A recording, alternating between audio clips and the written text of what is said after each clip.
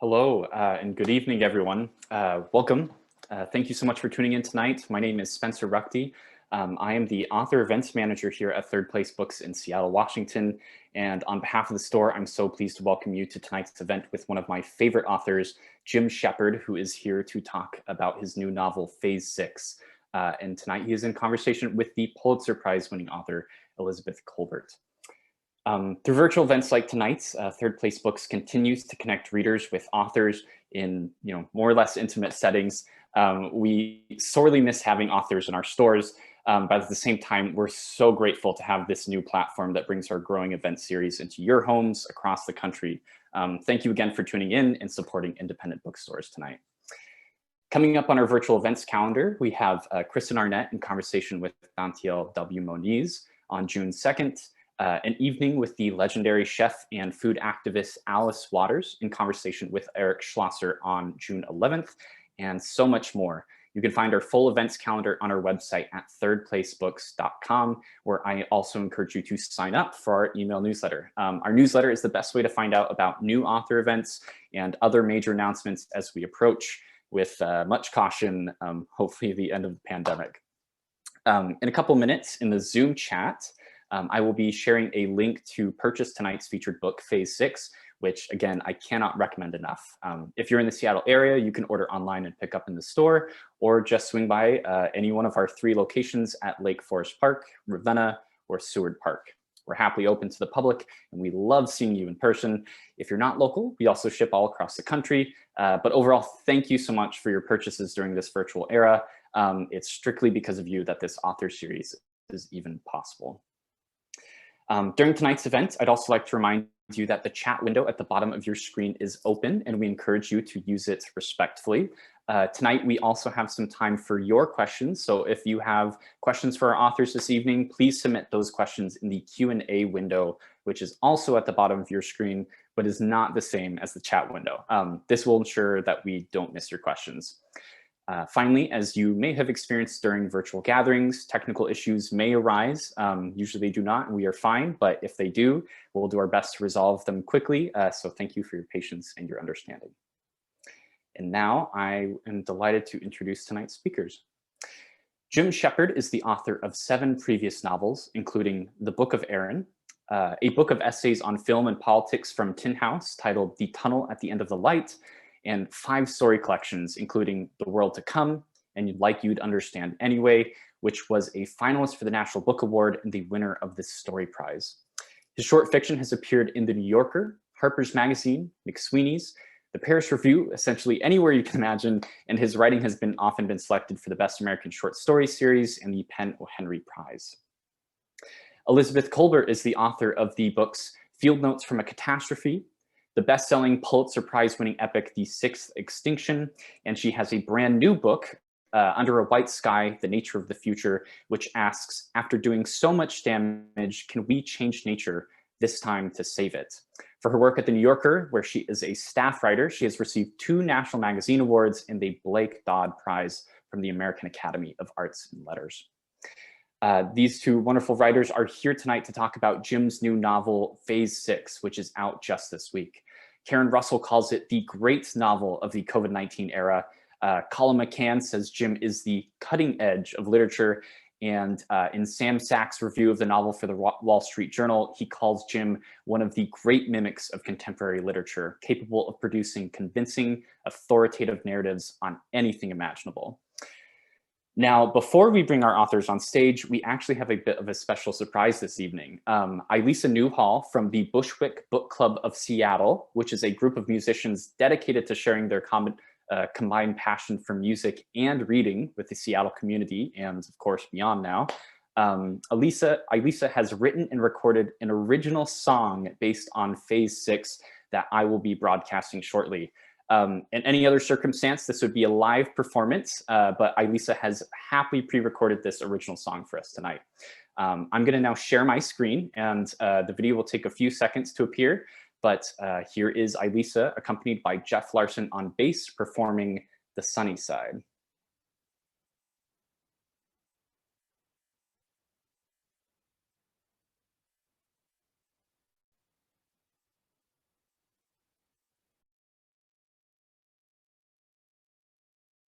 Hi, my name's Ailisa Newhall, and I'm here with the Bushwick Book Club Seattle. We're an organization that writes songs inspired by books.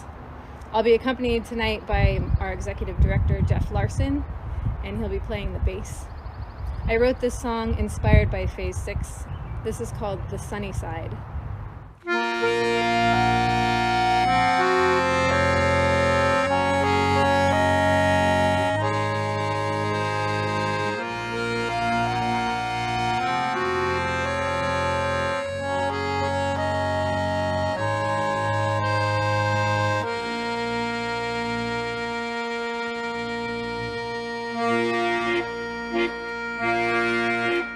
Come away to the island of stillness. In twilight, heed the coasts of the mountains, wherever they may be.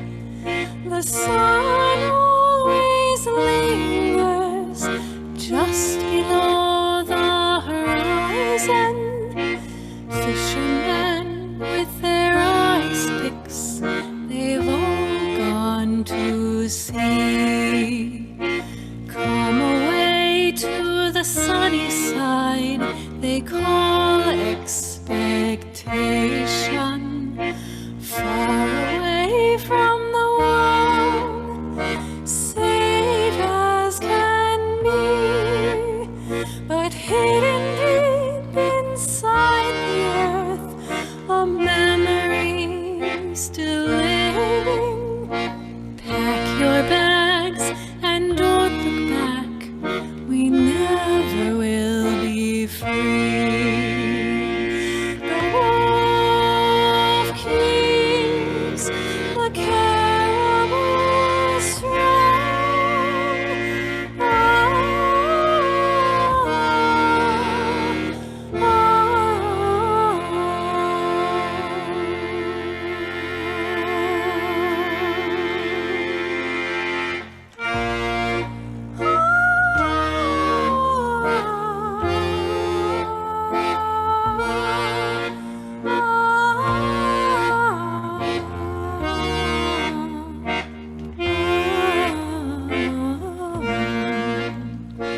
Come away to the sunny side, they call expectation. Far away from the world, safe as can be.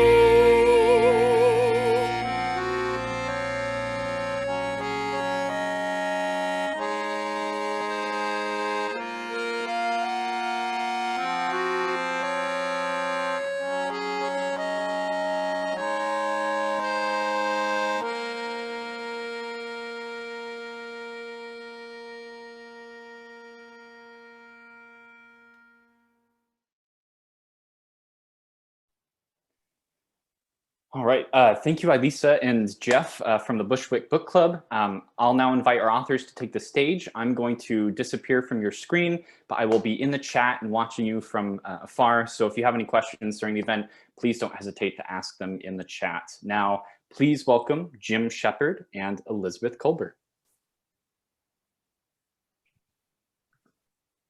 Hey, Jim. Hey, Betsy.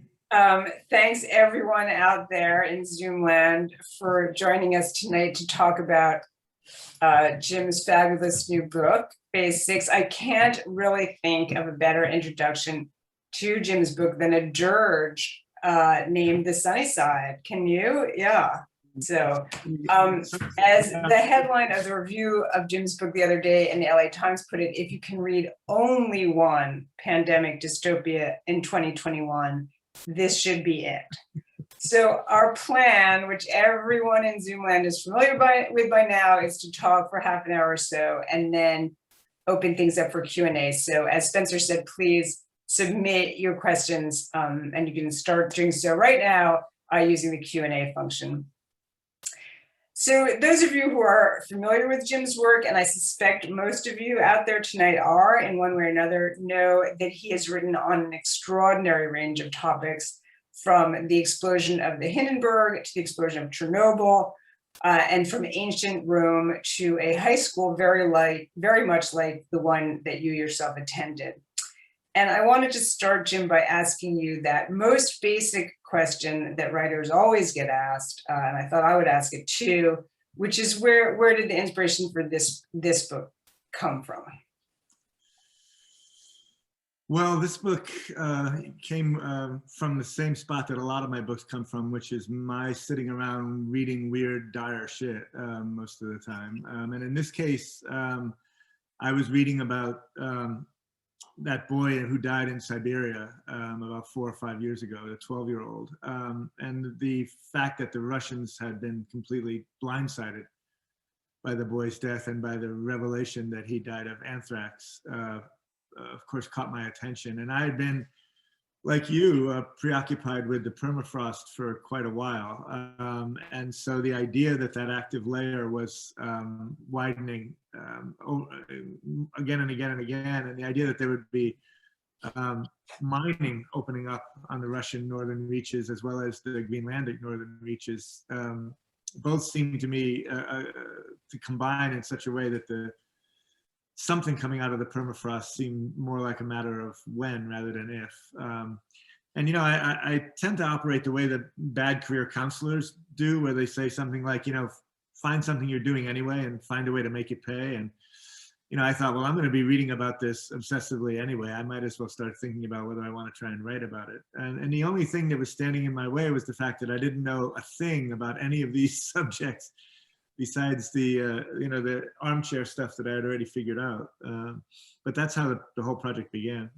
Well, that does lead me to another question I was going to ask, which is, you know, you actually went to Greenland, you and I discussed this, to report for the book. So can you talk about a little bit about that trip? Did it change your conception of the book in any way, or you know, confirm it?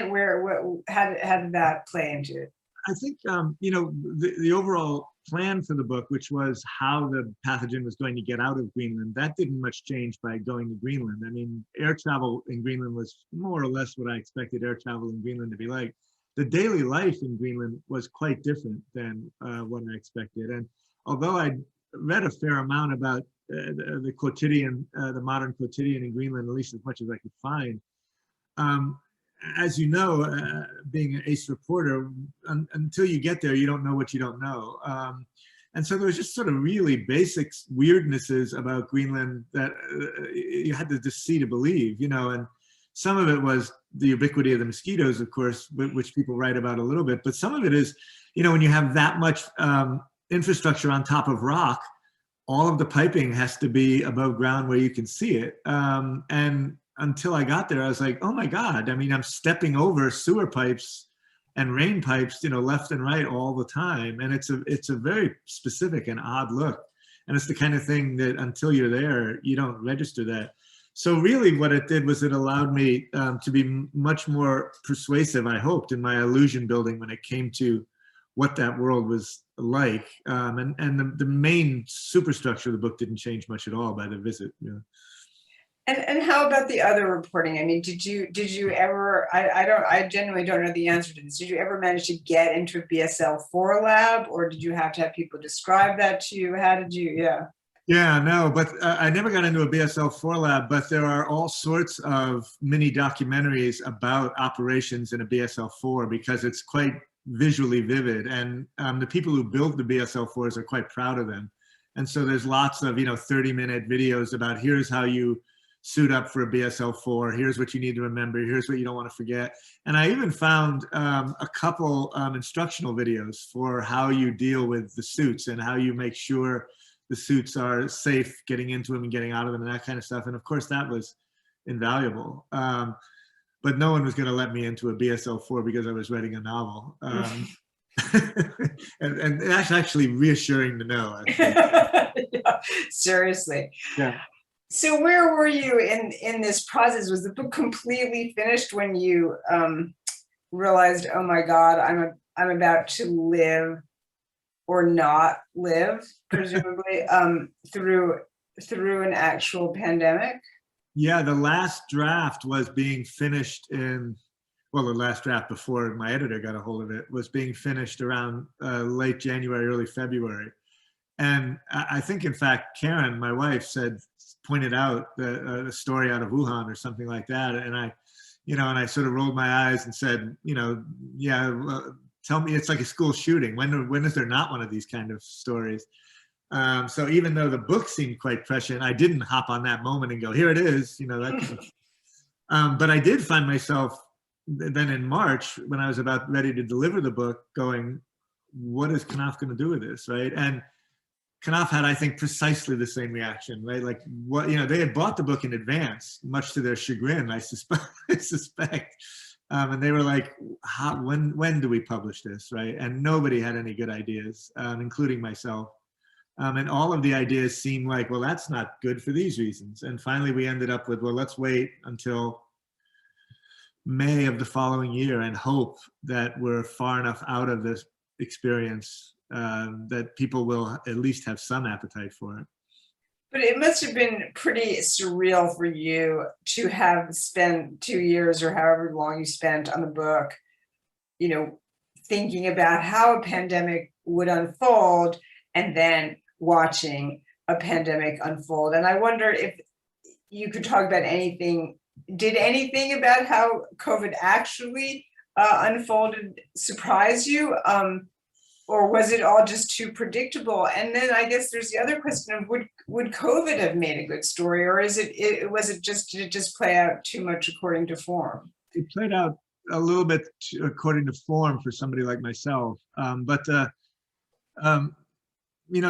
breakdowns that you and I might have expected, of course, I wasn't much surprised by and I thought in my bottomless cynicism that I had all sorts of indications that were adequate about how aggressively stupid we would be politically, and how aggressively divided against ourselves we would be politically.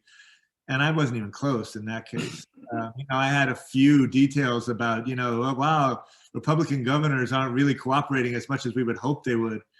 But the aggressiveness with which we ran right in the face of science, I hadn't called that, actually. And I'm probably glad I didn't. I don't want to be that cynical, really.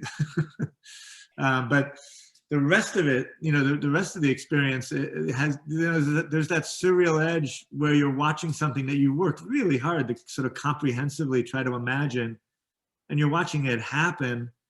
And you're realizing that there's a reason that, Cassandra's are a dime a dozen, right? I mean, this act of imagination is taking place privately, really, right? I mean, here I am sitting helplessly in my room going, here's what I think will happen. And much of it happens. And I think, why didn't the world listen to me? And the world's going, well, who are you? Why would we listen to you? You didn't even get us any message, that kind of thing. Never mind the fact that, of course, literature has no cultural reach whatsoever. So don't say that in a bookstore. Yeah. Can you read us something, Jim? Can you read us a bit from the book? I probably most people here haven't read it yet because it's just out. It turns out I have just enough narcissism to read 4 or 5 minutes of it. Okay, good. Isn't that nice? And that'll gobble up some time as well. I'll read a little bit from the very beginning, and I'll skip around. And so if you detect some gaps, you should imagine them filled with the kind of prose you prefer. So this is how the very beginning starts, and then I'll start jumping around. It had gotten colder overnight, and the gravediggers had had to use a pneumatic drill. Aleq had to listen to it all morning. The Lang family all stood off to one side of the shallow hole with the coffin in it, while their kids played around the graves.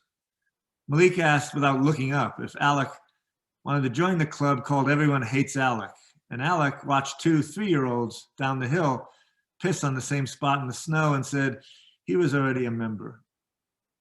Some of the grave sites had little white fences around them, and some were just white crosses on the rocks. Some of the graves had seashells on them, and some had plastic flowers or wreaths. While the minister talked, Aleq and Malik scrolled through pictures of other people's pets and vacations.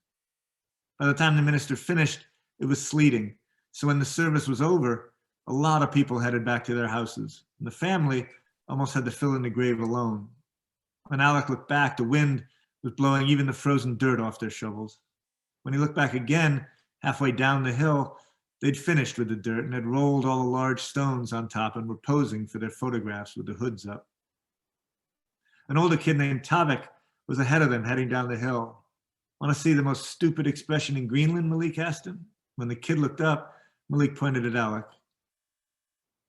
Some 15 years earlier, the government of Greenland had announced that it had approved 4 times the number of mining exploration licenses granted in the previous decade. An Australian company had already begun zinc and lead mines on the northern coast, and 56 other active licenses were granted for gold, rubies, nickel, copper, and rare earth minerals, including neodymium, praseodymium, disoprobium, and terbium. The mines were promoted as contributing to the green economy, since 80% of the rare earth deposits would be used in wind turbines and hybrid cars and lasers. So the pitch became global warming in Greenland. We're part of the solution. Instead of publicizing a lot of moping and moaning Inuits trooping off to international conferences to lament the destruction of their fishing grounds, why not focus on the resources that native geologists were discovering every day under the vanishing ice sheets? Either you sat and just reacted to what was hurtling toward you, or you worked to get a hold of whatever opportunity brought along. Every settlement council had its visionaries who could anticipate hundreds of generated jobs and accompanying new airports and roads and hotels. And when it was pointed out that 90% of the world's rare earth minerals came from China and that the environmental degradation that those mines had left behind was stunning, the glass half empty types were refuted with the reminder that the goal of self-sufficiency had to trump the notion of a continent changed beyond recognition, and were further chided that they couldn't live in a museum and that the country was so huge, how could a few mines make a difference? Malik had liked what he'd seen in the new mining camp. 3 cargo containers with doors that he and Aleq guessed were offices, and 2 tents on the bare rock around a big hole dug in the permafrost with one of those sectional chain link fences that anyone could slide under. They visited the camp the next 4 nights, and on that 4th night, back on the dirt pile, Aleq showed Malik a rock he'd unearthed with some digging that was glassy smooth on one side from the polish Ice Age glaciers had given it 11,000 years earlier. But what had also caught Aleq's attention was a cavity where the surface had been spalled off, a scar of fractured crystals and feldspar and hornblende and ancient ice. Aleq had been taken with the contrasting textures and had brought his friend's palm over to experience the difference between polish and edge. 2 days earlier, the drill bit's relentless pounding on the rock had finally broken the chemical bonds holding it to its ledge. And when that seam had cracked and the stress boundaries had separated, a cluster of molecules that had previously thrived in the respiratory tract of an early variant of the Bering goose and that had been trapped with some throat tissue in the crystalline framework during the Holocene glaciation had been reintroduced to the air and the warming sun. And even lying there in the darkness and dirt, Aleq could smell them like heated metal. He had Malik smell too, those molecules that were now released to become a part of something new.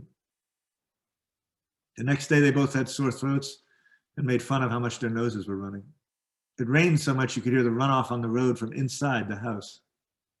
They went down to the water near the old halibut factory and sat in their favorite spot on one of the cement wharves built into the rock. Near where the cable for the hand winch for dragging boats or whales up onto the ramp ran into the water, a dead dog floated under the ice. Aleq wiped his nose with his sleeve and then wiped Malik's. Around lunchtime, they walked back to the supermarket in the middle of the settlement and sat on the big flat rocks where the brook became a waterfall into the harbor. And some of the mine workers showed up and sat next to them and started eating and drinking. The wind off the water helped with the mosquitoes. 3 of the mine workers were white and 1 was dark-skinned. The foreman recognized Aleq and nodded at him, and Aleq and Malik were close enough to hear their talk. Some were speaking Danish and some something else. The foreman seemed interested in teasing them. He kept running his hands through his own hair, so Malik pretended to be thrilled and told him, "You're so tall and handsome," and then was happy when the foreman and 2 of the men laughed. Then the dark-skinned worker showed them a funny video he'd taken of one of his drunk white friends falling down a flight of stairs, and the mine workers talked about getting to go home the next day. They were happy about it. Then the dark-skinned worker and Malik showed each other their phones. And the mine workers shared some Danish bread they'd bought at the supermarket and some snow crab they had gotten at the tourist restaurant. Everyone loved the snow crab, and there was a lot of it, so it was passed around. And in that way, their shared fork became a fomite, from the Latin fomites, for tinder or fire starter, an object that when contaminated with an infectious agent will transfer that agent to the new host. I'm going to stop there. As you might guess, shit goes downhill from there. So Aleq is in many ways our through line for the story. He's not a very talkative fellow, and often the other characters can't understand him because of the language barrier. And I'm wondering if you can just talk a little bit about your choice of him as I don't want to exactly call him the protagonist, but as that character who sets sort of the arc of the story. Yeah, when I imagined this thing, I imagined, well, first of all, I wanted to imagine what it would be like to be at ground zero of an outbreak like this. And I also very much imagined or wanted to imagine a worm's eye view. That's the kind of view I tend to take. And so I knew that I would be dealing with someone who had no idea what was going on. And that sort of appealed to me, but I also recognized the perversity of it when you're trying to tell a story of a global pandemic. So very quickly, I realized I had to have multiple protagonists. And so I ended up, besides Aleq, with two workers for the CDC, two women who are sent to Greenland from the CDC, and then also a female ER doc in Rochester, New York. So I could handle both the epidemiological part of it and the medical part of it with people who do have some idea what they're dealing with. But that would also allow me to do the kind of medical detective story or epidemiological detective story that the boy would have no knowledge of. But emotionally, I'm very interested in that position of feeling, I guess the way I've put it before is responsibility without power. And the idea that he's an index patient and everybody needs information from him, and he is traumatized enough that he isn't ready to give it, and he's not even sure what they're looking for anyway. And the idea that he's being poked and prodded like a lab rat really interested me. And I've written about children and extremists my whole career. It's something that I've always been really interested in, because I'm very much interested in that, that capacity children have to perceive and to feel but not articulate it, which not only I find quite emotionally affecting, but it feels to me like the dilemma of the writer anyway, right? You never feel like you have the right words. You never feel like you can quite get up to the level of what you were trying to get up to. So that and the pathos that's built in to that powerlessness has always been a great attraction for me. So, Amy Hempel, a writer friend of mine, once said that whenever she gets a little stymied, she drags a dog into the fiction. I do that with children, essentially. I just drag a kid in when I need to. Before I go on, I want to encourage folks out there to submit some questions to the Q&A before Jim and I plunge ahead. So one other thing that I wanted to ask you is, a lot of your stories are set in the past, and they deal with, or at least they have in the background, real historical events that the characters are reacting to. And this one is set in sort of an indeterminate future. We don't know exactly when. Was that liberating in any way? Was it constraining, more constraining? How did you that time frame? That's interesting. In an odd way, because of our history of pandemics, it felt like some of the same problems and potential possibilities were operating. When I do something historical, part of what I'm interested in is the way in which that seems to be to the casual reader at first a bizarre box to put myself in. Oh, he's writing about the Titanic. Gee, I wonder how he's going to end this. And I kind of like the idea of flying in the face of that hesitation on the reader's part, right? And solving that problem for them that they see coming. The fact that I was writing in the near future about a pandemic, it soon became clear to me that the same sort of rules would apply as in a historical story, because the reader would start to go, oh, I kind of know how pandemics work because we've had a number of them, right? And so the sense that you were putting yourself into a kind of a little bit of a narrative straitjacket, and how are you going to get out of it? You know, that same thing was operating in some ways. And then of course, COVID made it much more dramatic in that regard. Because then it was like, well, wait, is this COVID? No, I guess it's not COVID. It's like COVID in these ways, not in these ways, that kind of thing. Well, that actually raises a question, which, so, I mean, when you started this book, did you know how it was going to end? I never know exactly how it's going to end, although I have a pretty good sense of what general area we're going to end up in. And the general area we end up in a lot of my works lately is, I guess I would characterize it as pretty dire on the macro level, and pretty compensatingly what? At least tender on the micro level. So what keeps it from seeming completely dismal is the idea that you're seeing bonds, and you're seeing the interiors of people that you find quite appealing. I certainly, when I was designing the book, I was thinking, yeah, I think I know what the arc of this pandemic is going to be. I also tend to have endings that surprise people who are expecting a fairly consistent arc, or a straightforward arc, usually by messing with time more than messing with events. So I had a rough idea, but I never know exactly how it's going to work. And as I'm working my way towards it, that you probably feel a little bit of this anxiety too. You start to feel that anxiety build, like, do you have an ending in mind yet? Then maybe not, you know. It starts to sort of sort itself out. You know, options fall away, other options pop up, that kind of thing. Well, one of the things that did strike me was that, you know, some of the characters in the book, they do seem pretty heroic, even though they're not, you know, exactly portrayed that way. And I wonder, you know, how you thought about the epidemiologists, or I guess they're mostly epidemiologists, physicians in the book, you know, the who do really become, you know, sort of take over the narrative, Jeannine and Danice and Val. What is keeping them going, and is it the same thing for all of them, or very different motives? You know, the very same thing that any writer is wrestling with, how do I match the macro to the micro, is what these professionals are wrestling with as well, right?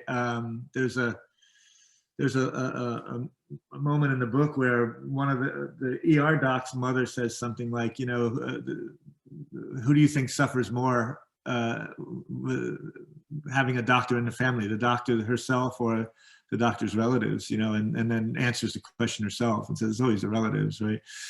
I think that sense of having to negotiate the here and now and the quotidian, and negotiate the larger career stuff, it never really goes away, right? It's always a big problem. And, you know, you try to, I tried to give a sense of, you know, for somebody like me, who's not a science geek by any means, right? And who was relying in some ways on medical professionals and the epidemiologists and microbiologists to tell me how the things operating.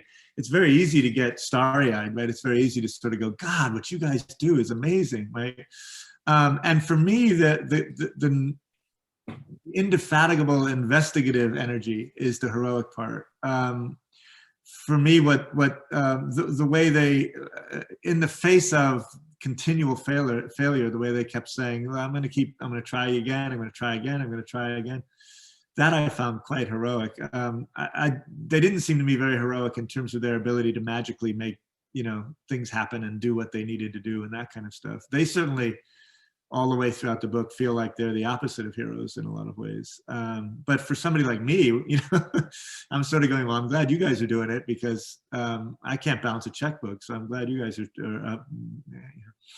And as you actually watch things unfold COVID-wise, did you have the same feeling, or was reality not quite up to the?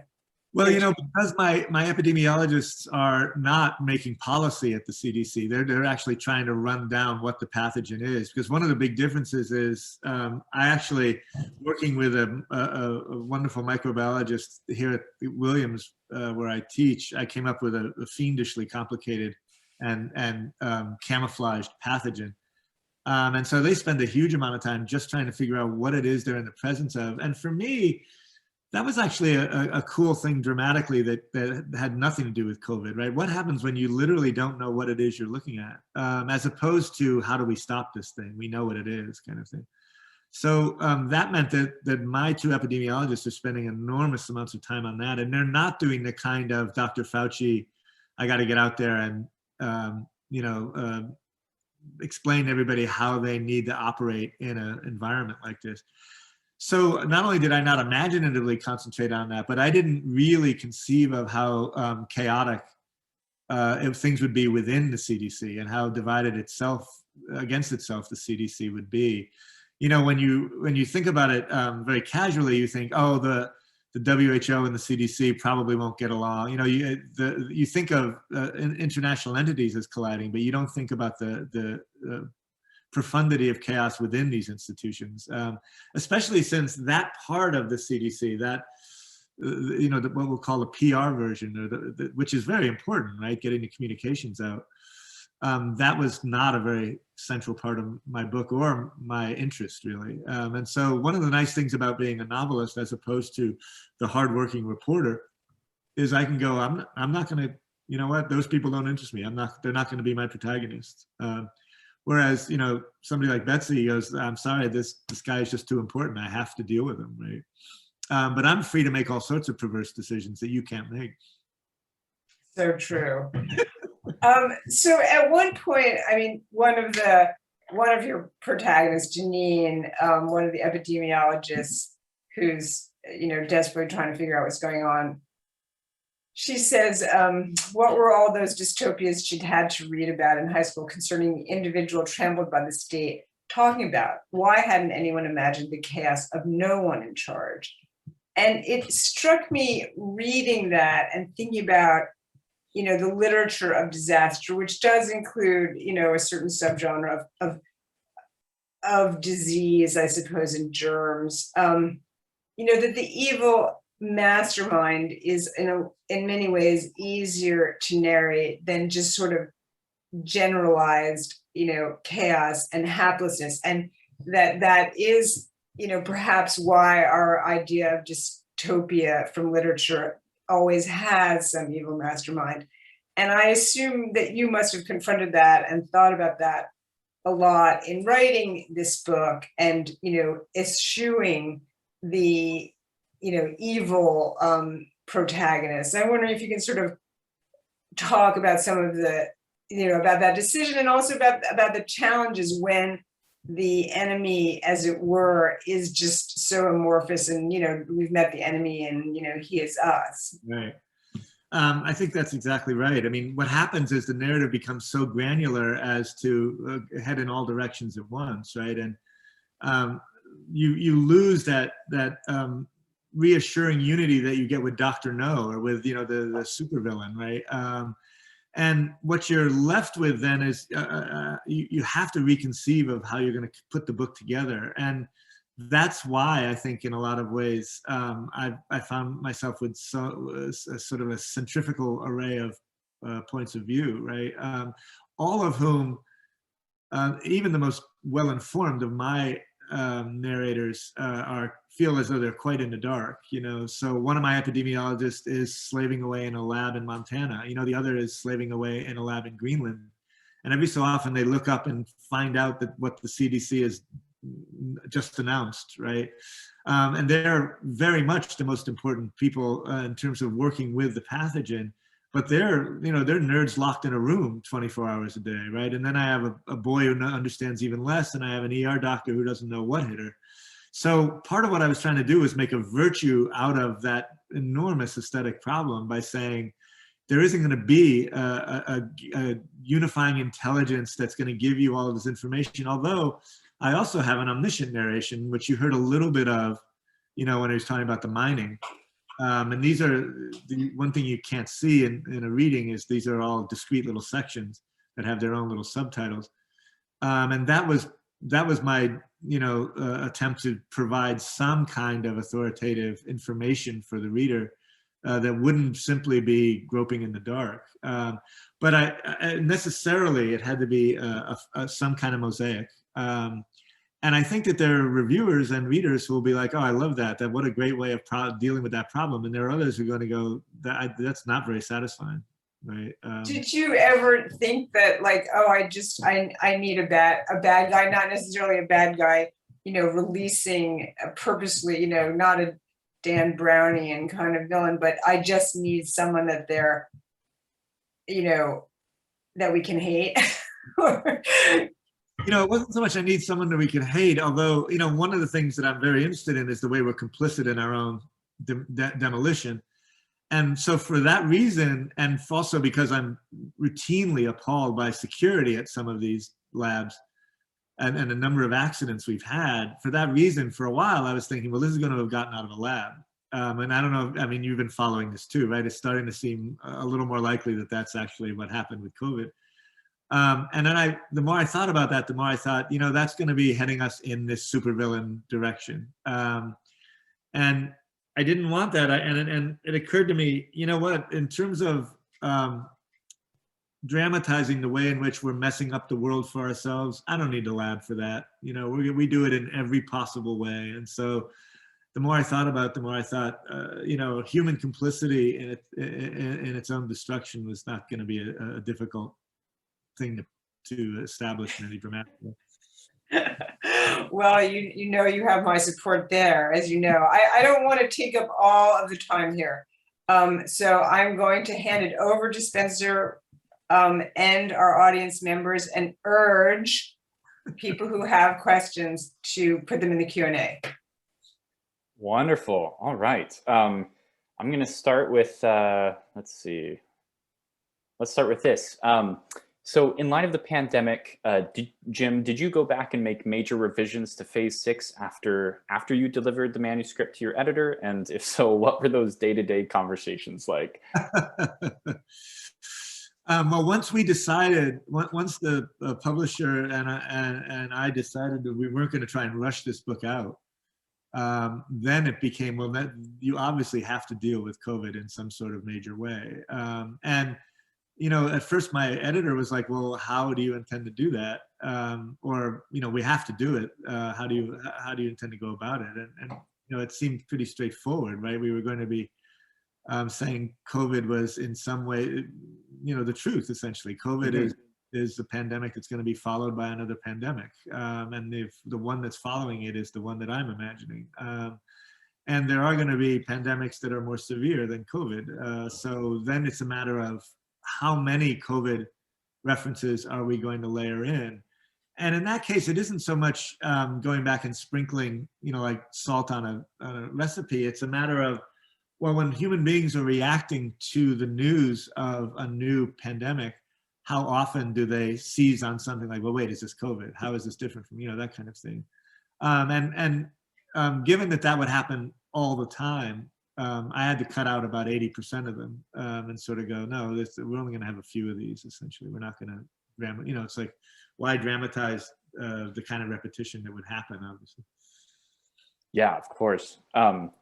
Let's see. Here's a question from Catherine. Will there be an audiobook, and will you, Jim, be the reader? Please, in parentheses, asking you to please be the reader, I think. What voice actor is going to be able to manage dysprobrium or prazodemium? They'll do a better job than I will, because they'll write to me and say, how do you pronounce that?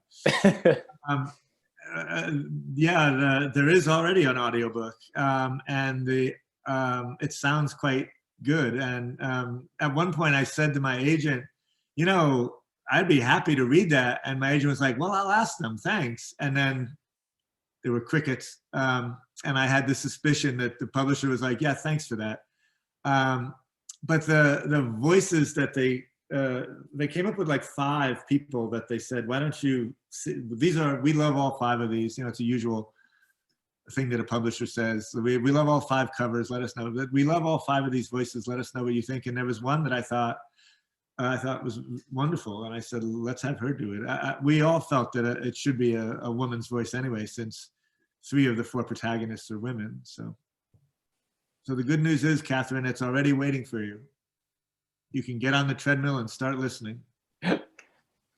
Next question is, how did the people of Illimanok respond to being the origin of the outbreak? And then in parentheses, I actually went down a Greenland rabbit hole after reading it and now can't wait to visit. Illimanok is a really amazing place to visit. I recommend going there. You mean, if the question is, how do they react to being ground zero in the novel, they're pretty much wiped out. The mortality rate in Illimanok is quite high, and they don't know what hit them. It spreads very, very quickly. The real people in Illimanok, I can tell you how they reacted. They have no reaction whatsoever, because they are not going to be reading my book, almost certainly. You should really have some copies sent there, Jim. I should have some copies sent, just to have them like look at them and go, what is going on here, right? In fact, the people that I talked to and interviewed there would politely ask me, because I was asking so many questions, you know, why are you nosier than the usual tourist? And when I would say I was writing a book about it, and you could just see them thinking, okay, so he started drinking very early. Let's see here. A question for both of you. So in the early pandemic, it seemed there were a number of journalists and talking heads under the impression that the COVID-19 pandemic would impact climate change positively. Do either of you believe that this is still true, or is the reduction of environmental harm negligible? Well, Jim, you take that first. I never believed, I'm not in that mode of believing like, oh, well, this is going to be the good thing that comes out of COVID. So no, I was not in that camp, and I'm still not in that camp, essentially. Betsy, how about you? Well, you know, COVID did, I mean, it genuinely did, you know, shut the world down for a couple months, and carbon emissions were significantly down, but they are pretty much back up, I think, to where they were. And I think that, you know, some things that are good that will come of it, like, you know, maybe, you know, everyone won't, and from a climate change perspective, you know, Zoom actually, we found out you can do a lot of things by Zoom. You don't need to get on a plane. That will have, I think, could have long lasting and positive repercussions that are not insignificant. But the flip side of that is, you know, no one's taking the train, no one's taking buses. So, you know, public transportation has really suffered. Is that, you know, people have scattered away from cities that are central cities that are much more sort of energy efficient. So, you know, the net I think is going to be kind of zero, and then we're just back to where we were, which is like, well, we really ought to be doing something about this. How's that? Yeah, thank you. And then it looks like we have one more question, and unless someone pops in the Q&A, I believe we can wrap up tonight. Jim, what books were you reading in the process of writing Phase 6? Were you reading fiction that influenced your work in addition to your research? I think Betsy earlier used the term literature of disaster. I guess, were you reading this kind of literature? No, and the literature of disaster is the sort of thing I would read when I wasn't working on a book about disaster. I find myself so scrambling to catch up on the subjects I need to be catching up on that it's nonstop nonfiction when I'm writing. And even if someone says, hey, you know, X is working on a novel about a pandemic or a novel about a pandemic, even in that case, I don't go, well, let me read that. That'll give me some good ideas, right? In that case, I just go, oh, that figures. That's my luck, right? But mostly what I'm doing is going, oh my God, I still don't understand the way cell walls are operating, you know, and so you know, I don't have to really understand it. I don't have to turn myself into an expert, but I have to turn myself into somebody who can pretend to be an expert on TV anyway. And so there's so much catching up. And of course, part of what's going on too is as I'm teaching myself what I need to know, I'm learning more about what I need to know, right? And so a character will go, well, that's about X. And I'll go, now I got to go study all about X, right? And so that research continues all the way through having turned the manuscript in, because I know I have another year or so to make it better. And so I'm still reading at that point. And I'm reading relentlessly nonfiction. And in the case of something like science, where I'm really not nearly as confident as I am with something like history, I'm getting lots of help, and I'm going, you know, I mean, I actually had something like, you know, epidemiology for dummies or something like that, you know, and that was no help because dummies can't do epidemiology. So no, I'm not reading a lot of fiction at that point. I have to read fiction as my day job anyway, because I teach fiction and I teach literature as well, but I'm not doing subjects close to the book. Yeah, thank you. And then we have just one last question that will wrap up tonight. From an anonymous attendee, you mentioned the wolf keeps the caribou strong. Were you alluding to the pandemic being the wolf? Oh, was I alluding to the pandemic being the wolf? It's actually a Greenlandic saying, and it's a way of trying to stoically deal with the fact that a shitstorm just came down on your head. And in that regard, yeah, I am saying, you know, that these characters, you know, going back to Betsy's characterization of them as heroic, when they're not despairing, they're sort of going, well, you know, the wolf keeps the caribou strong. And that's sort of supposed to be keeping them, putting one foot in front of the other.